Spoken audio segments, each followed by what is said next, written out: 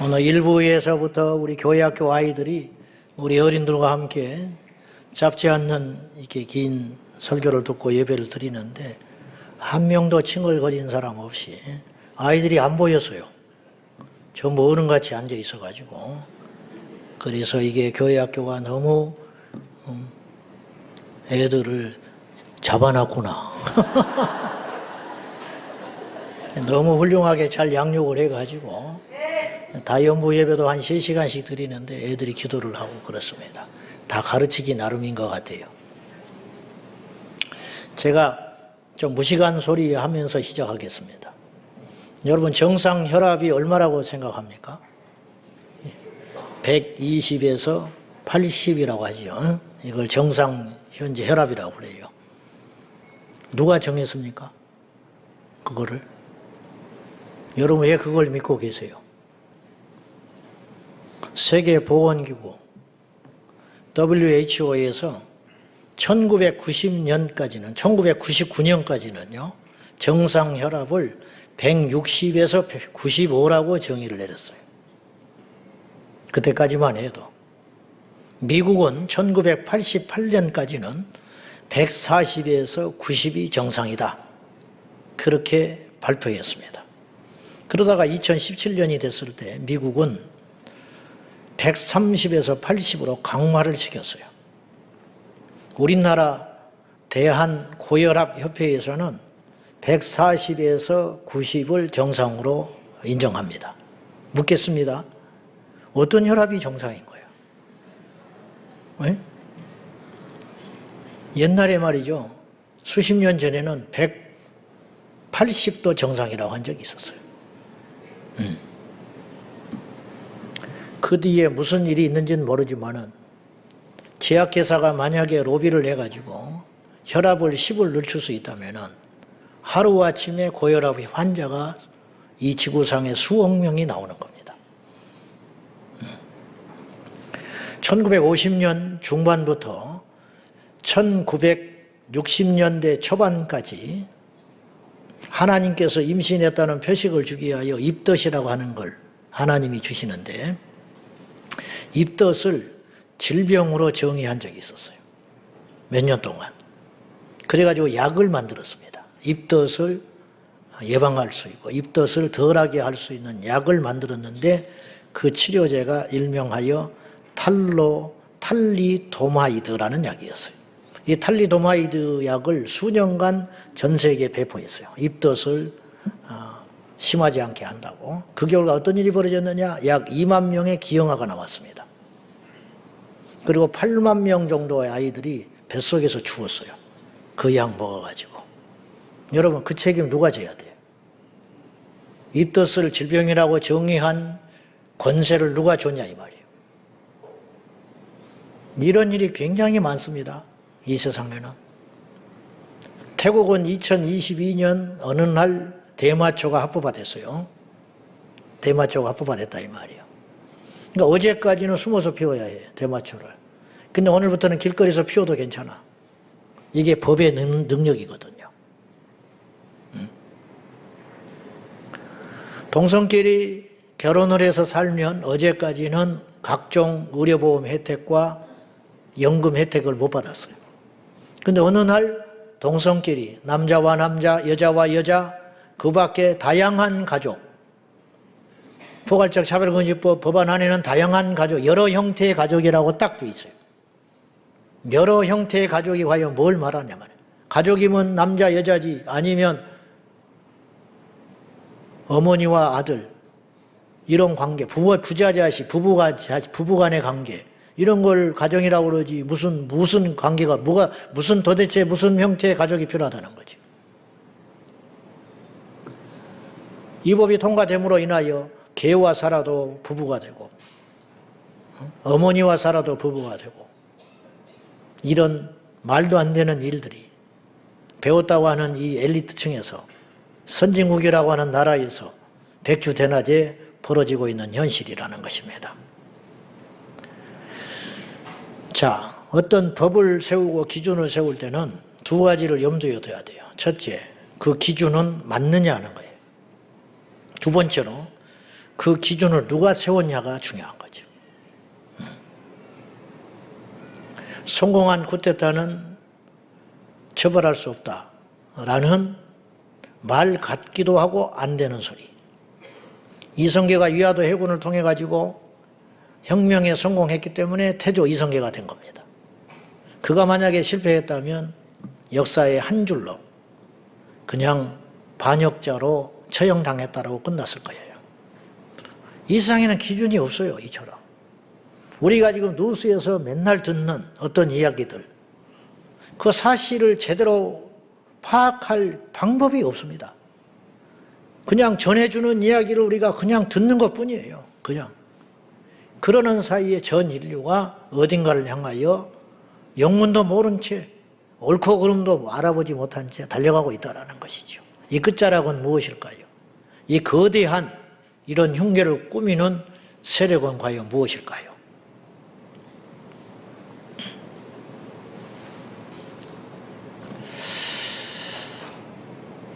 누가 정한 법이 가장 기준이 되어야 할까요? 창조주 하나님께서 정하신 법과 규례가 있습니다.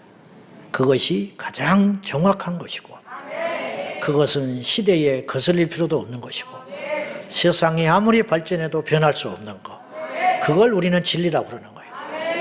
때마다 바꿔야 한다면 그건 진리가 아닙니다. 정답이 아니에요. 어제까지는 맞았는데 오늘 보니까 그것이 오류가 있더라. 그거는 너무 어이없는 짓이에요. 그럼 어제까지의 그 기준으로 수많은 사람들이 선한 피해자가 나왔던 거예요. 그걸 보상할 길이 없어요.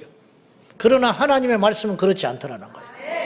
푸른 마르고 꽃은 시드나 여호와의 말씀은 영원히 서리라. 변하지 않는다는 거예요. 그래서 성경은 우리에게 확신 있게 이렇게 선언합니다. 너희는 이 세대를 본받지 마라. 이 세대를 본받지 말라는 말은 이 세상의 가르침, 우리가 살고 있는 이 시대의 사상들, 어떤 가르침들, 교훈들, 교육들, 그런 것들을 따라가기 전에 먼저 하나님 말씀으로 필터링을 반드시 거쳐야 한다, 이런 뜻이에요. 그래서 말씀으로 안경을 보라는 거예요. 그 세상 사람들은 이렇게 말을 하지만 하나님 말씀으로 돌아가 보니 그건 그렇게 해서는 안 되는 일이라면 하지 말라, 그렇게 이야기하는 거예요. 그건 성경에 그런 인물들이 승리하였고, 그런 사람들이 천국을 가는 것이고, 그런 사람들이 하나님께 쓰임받게 된 것입니다. 지금 이 자리에 계신 여러분들도 성경보다는 세상의 가르침에 물든 그리스도인들이 의외로 있을 수 있습니다.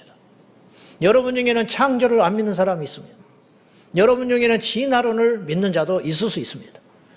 그리고 적당하게 타협을 해가지고 소위 말하는 유신 진화론, 하나님께서 인간을 만드신 건 맞지만, 하나님께서 이 땅에 생명체를 만드신 것은 맞지만, 하나님께서 이미 인간과 생명체를 만드실 적에 진화할 수 있는 능력과 DNA를 주셨기 때문에, 그래서 이 세상에 진화도 맞는 것이다 라고 하는 계물 이론이 나온 것이죠. 성경은 그렇게 말하고 있지 않아요. 성경은 여호와 하나님께서 해와 달과 각양 식물들과 생물들과 공중에 나는 새와 바다에 기는 곤충들과 인간을 만드셨다고 분명히 정의하고 있는 것입니다. 그냥 믿고 안 믿고는 본인의 자유죠. 그러나 우리는 그 성경 말씀의 진리를 기준 삼아서 이 세상을 살아가야 한다는 것이에요.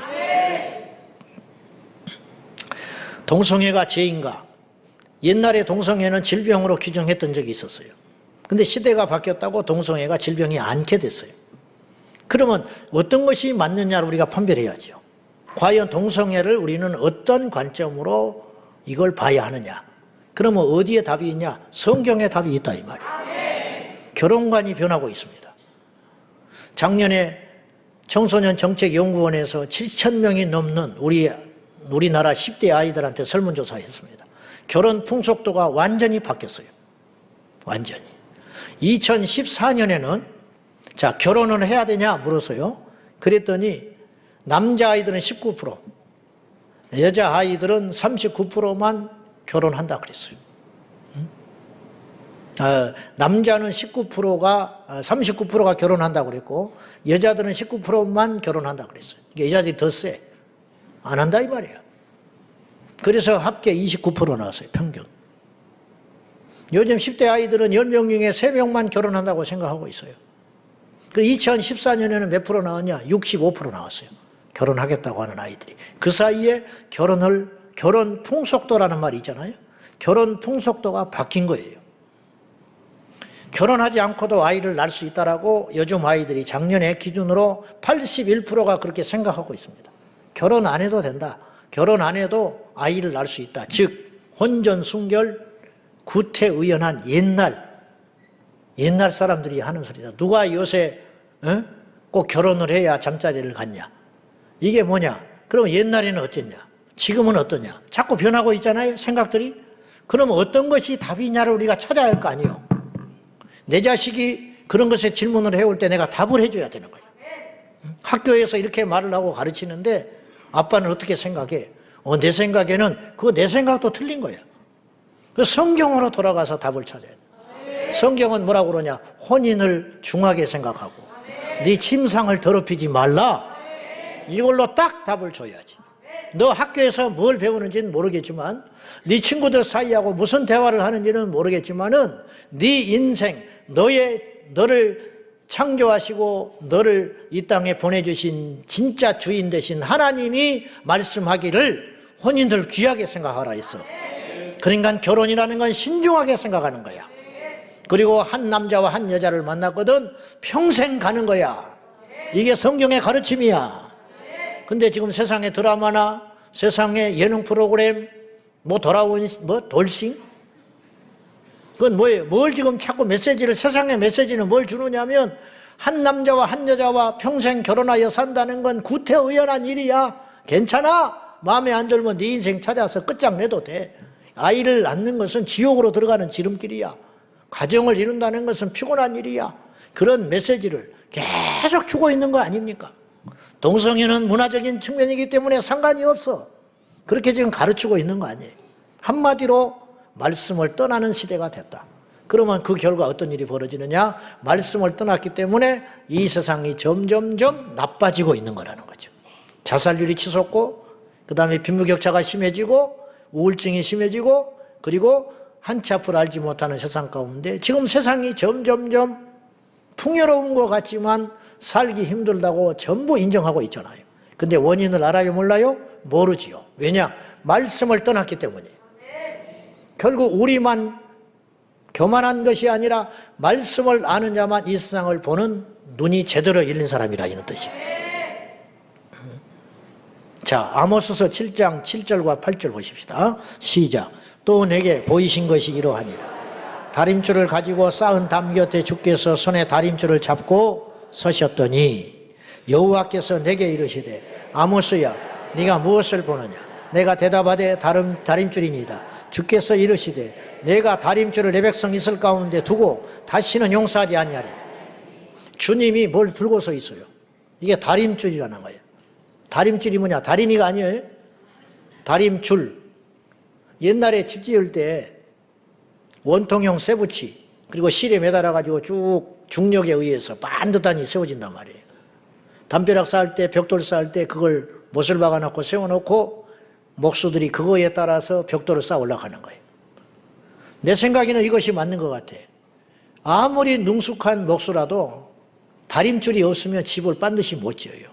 그러나 다림줄에 충실하여 쌓아 올라가면 내 생각에는 틀린 것 같은데 멀리서 보니까 정확히 맞더라 이거죠. 주님이 많고 많은 것 중에 다림줄을 대고 이스라엘 가운데 서 있다. 이걸로 심판하리라.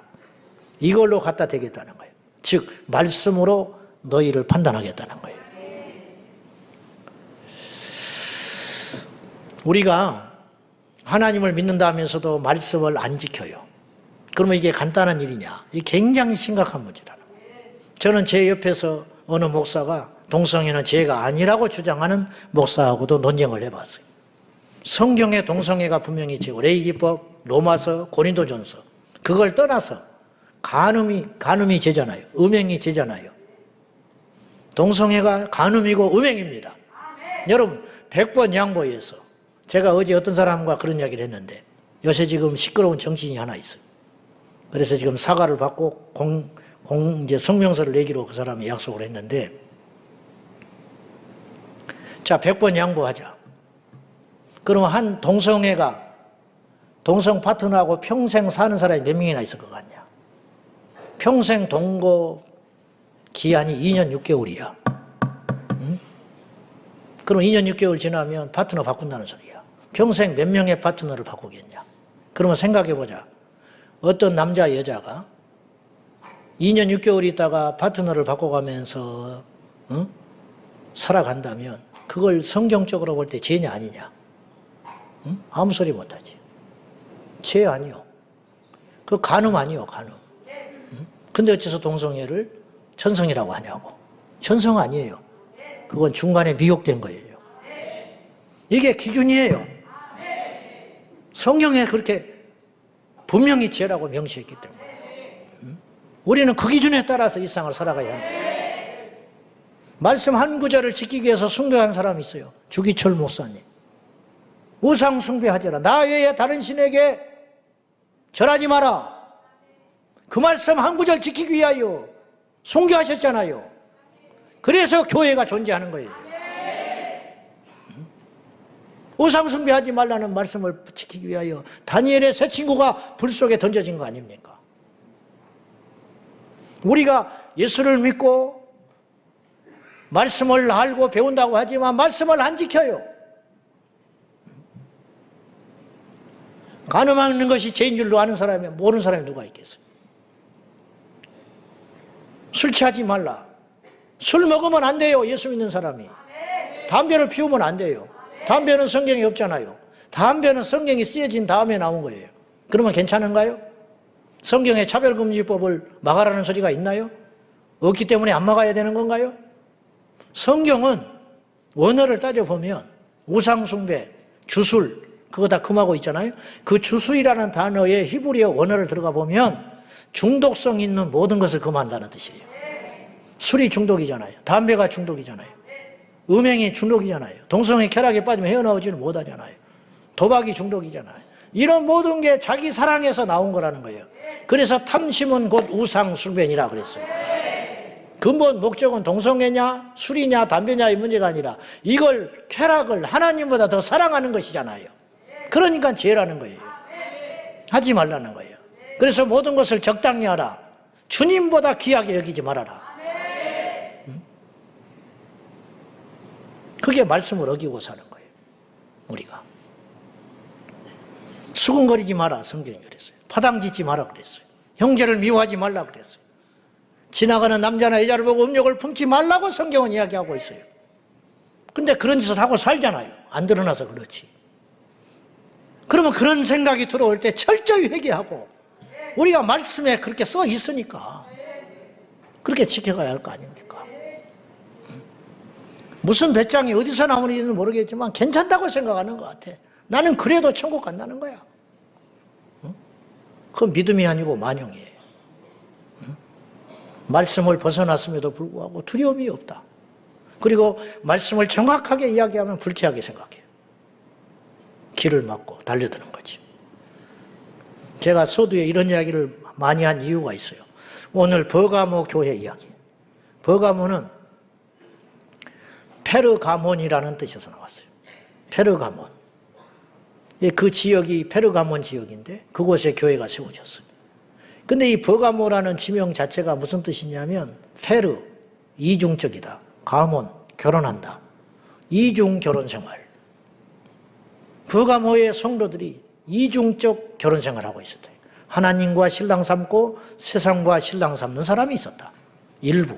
그런 사람들에 대한 책망을 오늘 성경이 이야기하는 거예요. 오늘 우리의 이야기라는 거예요. 우리가 우리 중에 하나님을 부인하는 사람이 누가 있겠어요? 다 하나님 사랑합니다. 주여 주여 하잖아요. 그리고 주일이면 예배 올 줄 알잖아요. 그런데 말씀대로 안 산다는 거예요. 이게 버가모 교회의 모습이었다는 거예요. 오늘 우리가 그럴 수 있다는 거예요. 오늘 12절 말씀 한번 보십시다. 시작. 버가모 교회의 사자에게 편지하라. 좌우에 날선검을 가지시니가 이르시되. 시간 관계상 다 말은 못하지만 7교회에 처음에 등장하는 예수님의 모습이 다 달라요. 이를테면 서문화 교회에는 알파요 오메가요 처음이요 나중이요 죽었다가 살아난 자가 이르시되 부활하신 예수님이 이야기하신다. 서머나 교회에. 그리고 죽도록 충성하라. 생명의 멸류관을 너에게 주리라. 부활하셨기 때문에 생명 주신다는 거예요. 그러면 오늘 버가모 교회에 등장하는 예수님은 어떤 모습으로 등장하는가? 말씀대로 좌우에 양손에 날선 검을 쥐고 주님이 계시다.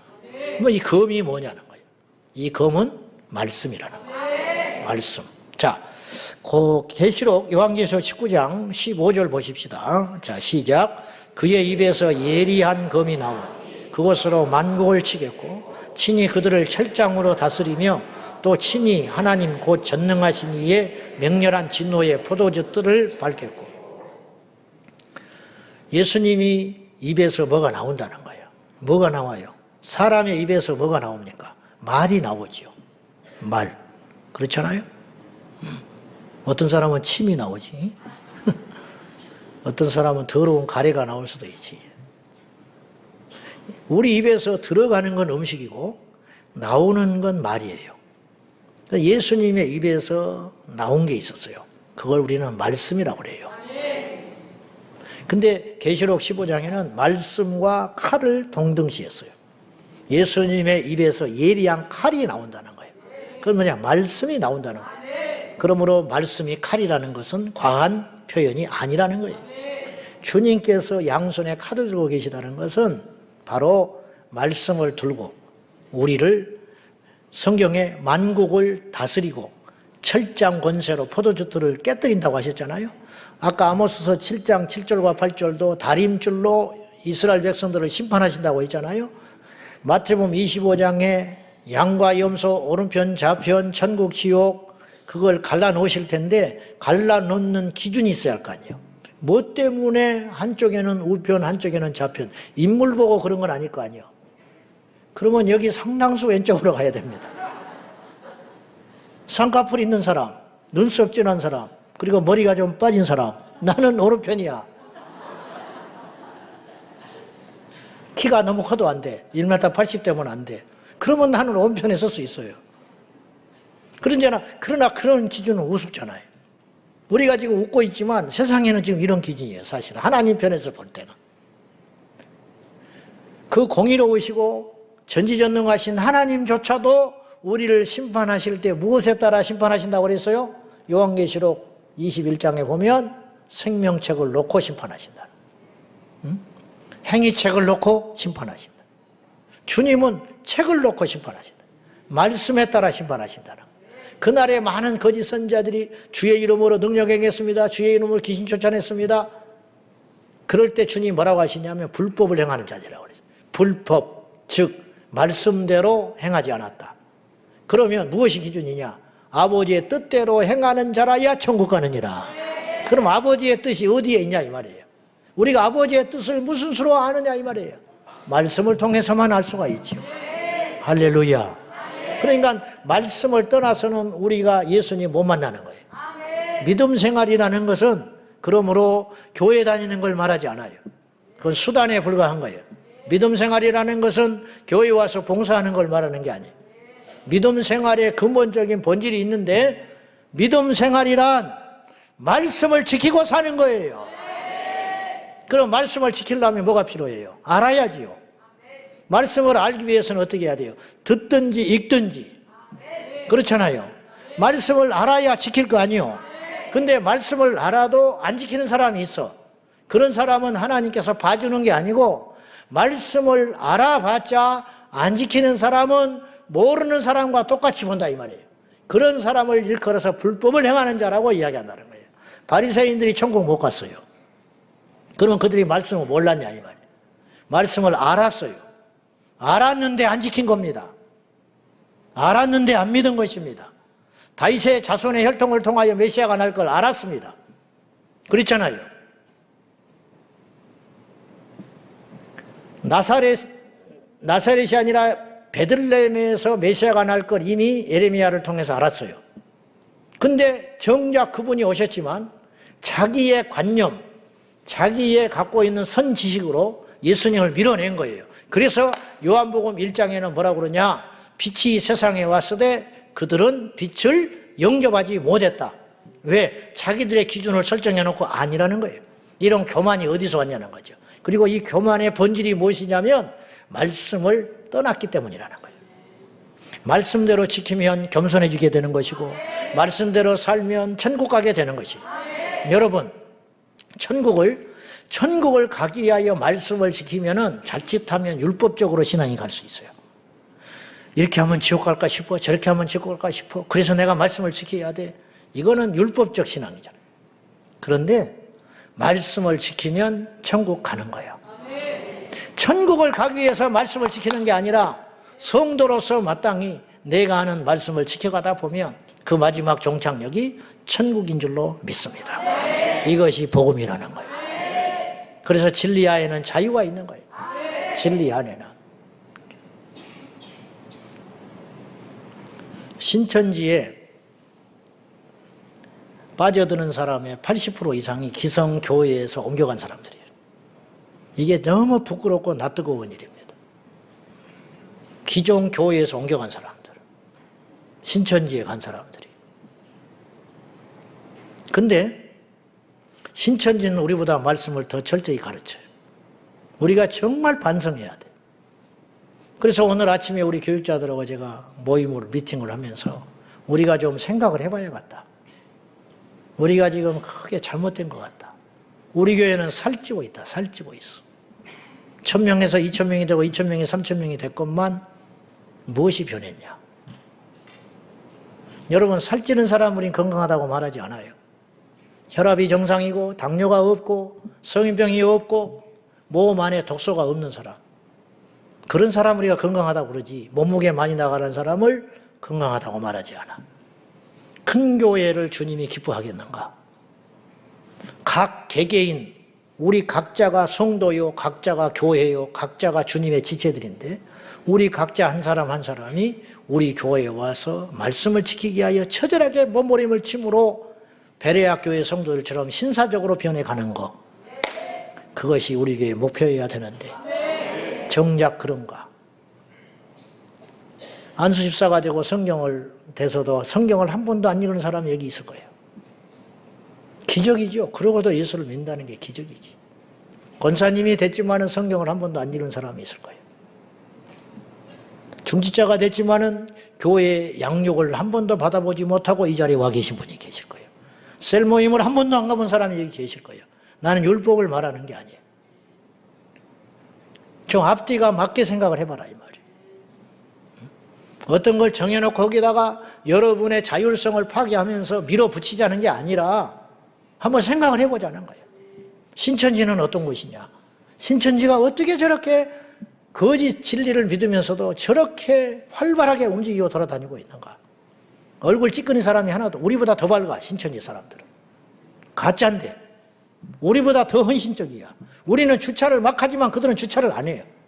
그래서 우리는 모이면 쓰레기가 남는데 그들은 10만 명이라고, 어쨌든 그들의 숫자지만 대구에서 10만 명이 모여도 교통체증이 안 일어나고 쓰레기를 안 버렸다는 거예요.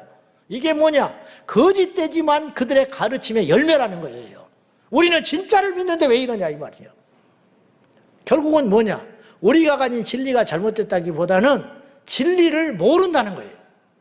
왜 모르느냐? 안 배우니까. 왜 안 배워? 안 가르치니까. 그래서 근본적으로 좀 생각을 해보자. 신천지는 치열하게 말씀을 3,009절을 외워야 졸업을 시켜준대. 3,009절을. 자기들 입맛에 맞는 거, 요한계시록 등등등 해가지고 약속의 목자니 어쩌니 헛소리 해가면서 이만희를 높여가지고 3,009절을 달달달 외워서 졸업을 시키고, 시험 봐가지고 1점이라도 모자라면 졸업을 안 시켜. 밤을 새서 공부하고. 그러니까 그들이 헛된 헛된 교만함을 가지고 자신감을 가지고 교회에 밀어닥치는 거예요. 그래서 교회에 와가지고 열심은 이때 말씀이 없는 사람, 그런 사람을 타겟으로 삼아가지고 끌고 나가는 거예요. 근데 교회는 손 놓고 있는 거예요. 지금 교회의 65%가, 기존 교회 성도들의 65%가 말씀에 목마르다, 그렇게 평가가 나왔어요. 이거 정말 심각하게 돌아봐야 된다는 거예요. 그래서 우리 목사님들에게 이제 좀 작업을 해가지고 우리끼리 치열하게 공부를 먼저 하자. 그리고 언제까지 떼쓴 사람 쫓아다니고 가서 달래고 울고 있는 사람 젖주고 이런 목회하지 말고 신방이 중요한 사이이긴 하지만 더 중요한 본질적인 것이 있다. 우리 성도들에게 말씀을 가르치는 것이 목양의 핵심이 아니냐. 가르쳐 놓으면 그들이 설 거 아니냐. 가르쳐 놓으면 그들이 서로 사랑할 거 아니냐. 그래서 근본적으로 원점에서 다시 한번 생각을 해보자. 숫자가 늘어나는 게 문제가 아니고 이게 살이 찌는 게 문제가 아니다. 건강한 공동체를 만들어보자. 저희가 지금 그런 이야기를 잠시 아침에 했습니다. 여러분, 코란을 믿는 사람도 절대 그 말씀을 믿고 자기 삶이 바뀌어요. 코란의 교리에 이것이 있어요. 순교자는 죽어서 알라가 있는 천국에 가가지고 72명의 처녀들과 영원히 산다. 그걸 믿어요. 그 꾸란에 있어요. 써 있다니까. 왜 72명인지 몰라? 72명의 미녀, 처녀들과 영원히 취하지 않는 술을 먹으면서 시들지 않는 정력을 가지고 살아간다. 그러니까 여기다가 폭탄을 짊어매고 테러하러 자살폭탄 들어가는 거예요. 왜냐? 내가 눈 찌그시 않고 죽어버리면 천국에 가가지고 72명의 미녀들과 영원히 산다니까 그렇게 가는 거예요. 그걸 믿어요. 그들이 말하는 천국은 그런 천국이야. 그렇게 강연을 하니까 누가 질문을 했어. 그러면 여자가 순교하면 어떡하냐? 이게 진짜 그렇게 질문했습니다. 그럼 여자가 순교하면 총각 72명이 오냐? 그 처녀 72명이 왔다. 하룻밤 자고 나면 처녀 아니잖아. 그러면 그 다음날은 어떡하냐? 그랬더니 이렇게 답이 나왔어. 알라가 다시 처녀로 만들어준다. 근데 그걸 믿는다니까요. 그러면 여자가 순교했을 때는 여자를 붙여주냐? 레즈비언이냐? 진짜 이렇게 질문했어요. 그러니까 그 답은 못했어요. 어쨌든 그걸 믿고 있어요. 그래서 자살, 폭탄 테러하는 사람이 줄 서 있는 거예요. 그들에게는. 여러분, 그거에 비해서 하나님의 말씀은 얼마나 깨끗하고 온전하고 우리 상식적이고 얼마나 정확합니까? 어떻게 꾸란과 비교할 수가 있겠어요?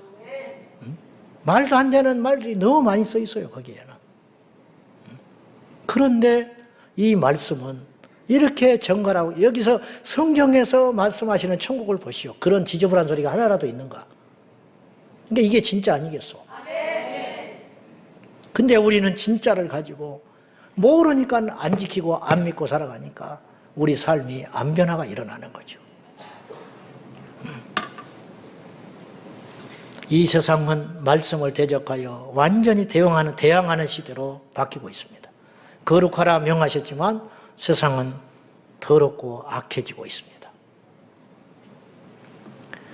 아무리 내가 힘들어도 말씀이 기준 삼아가지고 오늘 칼라 중창단 우리 샤론 찬양대 우리 찬양을 잘 해주셨습니다. 칼라 중창단 단원들이 전공자가 한 명도 없습니다. 지휘 한 분만 전공이. 그 아줌마들을 모셔다가 참나 지휘자 대단하다고 그래요. 그 소리를 내는 걸 보십시오. 우리 샤론 찬양대 저런 분들을 모셔다가 그 한 소리를 내는 걸 보십시오. 이렇게 하기 위해서는 두 가지가 전제 조건이 필요해요. 뭔지 알아요? 지휘자의 역량이 있어야 돼요. 근데 지휘자가 아무리 뛰어나도 필요 없어요. 더 근본적인 기준이 있어요. 그게 뭔지 아세요? 악보. 아무리 내가 여기서 이런 소리를 내고 싶어도 악보에 이렇게 써 있으니까 내면 안 돼요. 하지 마라. 지휘자가 그래요. 너 악보에 벗어났단 말이야. 그러면 찍소리 못 하는 거예요. 그래서 그 악보대로 갈 때 하나의 소리가 되는 거예요. 이게 지휘고 합창이잖아. 우리가 우리 마음대로 살고 싶은 기질과 욕망들이 우리 안에 그리고 현실 속에 일어나는 어떤 사건과 상황 속에서 수없는 우리의 자연 본능적이고 기질적인 면들이 있어요. 그것에 따라 행동하고 싶고 판단하고 싶어지는 거예요. 그때 우리가 가던 것을 멈추고 말씀으로 돌아가라. 이것이 우리의 기준이기 때문에 버가목 교회는 여기서 벗어났다는 거예요. 이상 목사님이 중국에 갔을 때 했던 이야기가 있습니다. 칭화대에 가가지고 이분이 칭화대 앞에 가니까 수없이 자전거가 있었어요. 오래전의 이야기.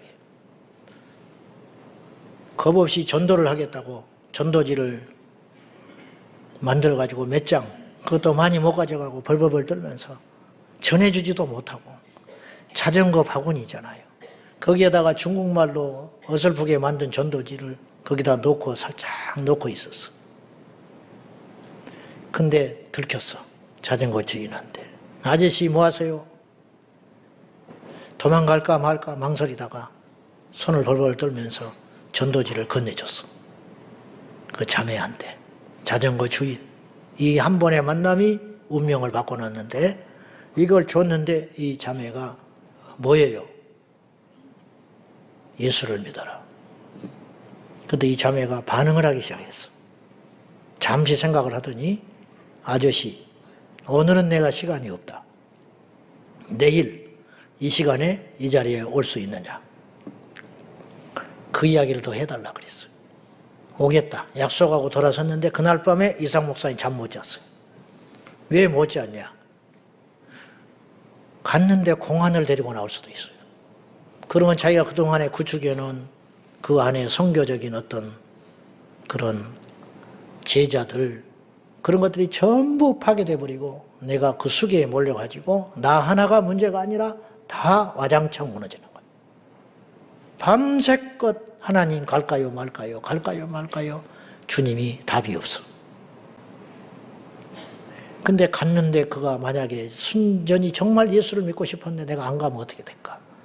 그러한 수없는 싸움 속에 가게 됐어요. 갔더니 그 자매가 나와 있었어요. 그리고 장소를 옮겨서 그 자매에게 복음을 전했을 때 그 자리에서 예수님을 영접을 했어요. 여러분, 칭화대는 북경대와 함께 중국의 최고의 엘리트 집단들이 가는 것입니다. 알고 봤더니 이 자매는 칭화대 장학생이었어요. 중국 대륙에서 쟁쟁한 천재들이 모인 곳에서도 장학생, IQ 167. 너무 말씀을 정확히 꿰뚫어버리고 하나를 가르치면 머리가 워낙 좋으니까 10개, 100개를 깨달아버리는 거예요. 쑥쑥쑥쑥 빨아들여요. 그래서 그의 인생이 변화되기 시작했어요. 그리고 이상 목사님이 양육을 맡기고 미국으로 돌아왔는데 몇 달 동안 어마어마하게 그냥 쑥쑥쑥쑥 영적으로 이대로 크면 큰 제목이 되겠다 그렇게 기도하고 있는데 어느 날 연락이 왔어. 목사님 이상해요. 걔가 연락이 안 돼요. 어디 잠깐 뭐 피해 쉬러 갔겠지. 아니에요. 분위기가 이상해요. 잡혀간 것 같아요. 급히 중국을 갔는데 수소문을 했는데 여기저기 로비를 해가지고 알아보니까 저기 변방 어디 감옥에 갇혀 있었어. 예수 믿고 복음을 전했다는 이유로. 그리고 그의 인생은 만신창이가 돼버리고 말았어요. 고문, 협박, 학교에서 제적당하고 그리고 그 속에서 흉악한 죄수들에게 성폭행을 무차별로 밤마다 당했어요.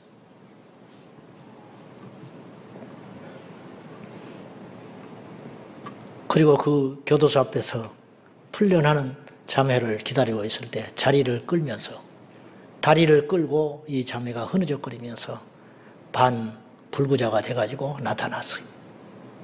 그를 태우고 모처에 옮겨가지고 시계 만들고 치료를 해주고 이상 목사님이 미안하다. 내가 너에게 괜히 예수를 전해서 미안하다. 얼마나 미안하겠어. 미안하고 고맙고 가슴이 아프고 온갖 생각이 다 들어가서 거꾸로 말해봅시다. 그러면 다시 그 옛날로 돌아가면 복음을 안 전할 수 있을까? 여러분이라면 어떻게 하겠어? 미안하다. 그러자 이 자매가 이상 목사님께 이렇게 말했어요. 아닙니다. 목사님은 저에게 생명을 주셨잖아요. 그리고 헤어졌어요. 그리고 간혹 편지가 왔어요. 제가 지금 이 말씀을 하려고 여기까지 왔습니다. 그가 보낸 마지막 편지. 그리고 그 뒤로는 생사를 모르니까 아마 하나님 나라 갔을 것이라고 짐작을 한다고 그래요. 마지막 편지에 대충 이런 내용이 나왔어요. 오늘도 주의 명령에 따라서 산 넘어 복음을 전하러 갑니다. 두 벌옷을 갖지 말라 했으니 한 벌만 입고 갑니다. 성경에 두 벌옷 갖지 말라고 그랬잖아. 자기는 그래서 한 벌로만 입고 간대. 전대를 차지 말라 했으니 빈손으로 갑니다. 그런데 성경에 양치질 하지 말란 소리는 없으니 칫솔은 가지고 갑니다. 그 자매가 그렇게 썼어요. 농담이 아니에요. 말씀을 지키기 위해서 자기는 그렇게 살아간다는 거예요. 원수를 사랑하라 했으니 죄수들을 다 용서했고, 밤마다 자기를 괴롭히던 그들을 다 용서했고, 부모를 떠나라 했으니 복음 때문에 부모를 떠났고, 산 넘어 강 건너 복음을 전하라 했으니 복음 전하는 말이 가장 아름답다 하니 핍박을 아무리 있어도 복음을 전하다가 자기가 죽을 줄 알면서도 그 길을 간 자매.